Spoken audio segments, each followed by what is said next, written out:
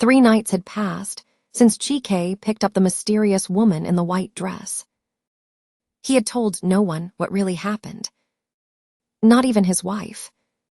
But every time he closed his eyes, he still saw the red handbag lying alone on the back seat, and heard those 3 slow knocks against his taxi window. Chike made himself a promise. He would never drive through that lonely Ogudu road after dark again. That afternoon, after resting through the midday heat, Chike woke to the sound of his 6-year-old daughter, Amara, climbing onto the bed. "Daddy, are you going to work again?" Chike smiled. "Only for a few hours." His wife stood at the doorway. "Come home early tonight." "I promise." At 6:30 that evening, Chike started his yellow taxi and waved goodbye to his wife and daughter. He had no idea that before the night was over, he would regret making that promise. Business was unusually slow. By 10 o'clock, Chike decided to take one final passenger and go home. That was when he saw the businessman. A tall man in a perfectly pressed black suit stood beneath a streetlight, holding a black briefcase. He raised one hand. Chike stopped. The man entered the back seat. "Where to, sir?" The businessman gave him an address. Chike immediately recognized the route.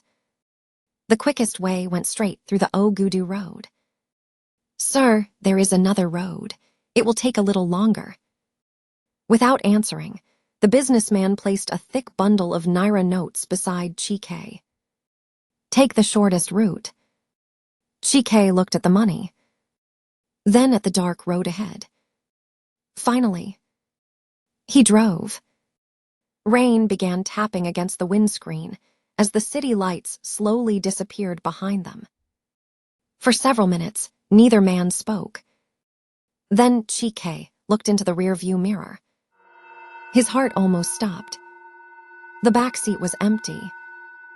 Chike quickly turned around. The businessman was sitting there, calmly watching him. Chike looked back into the mirror. Empty. He looked behind him again. The man was still there. "Is something wrong?" the businessman asked.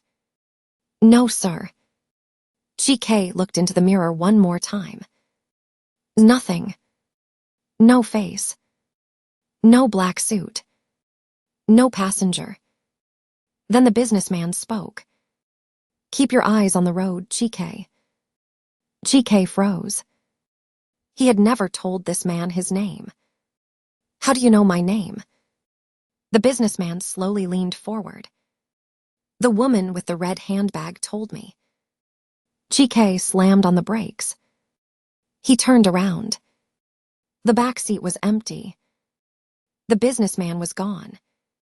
But something was lying where he had been sitting. A photograph. Chike picked it up with trembling hands. It showed his wife and Amara standing outside their house. The photograph had been taken that very evening. On the back were 4 words. "Go home, Chike, now." His phone suddenly rang. It was his wife. "Hello." Silence. Then his daughter whispered, "Daddy." "Amara, what's wrong?" The little girl began to cry.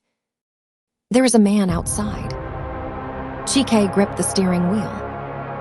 "What man?" Amara whispered. "The man in the black suit." The call went dead.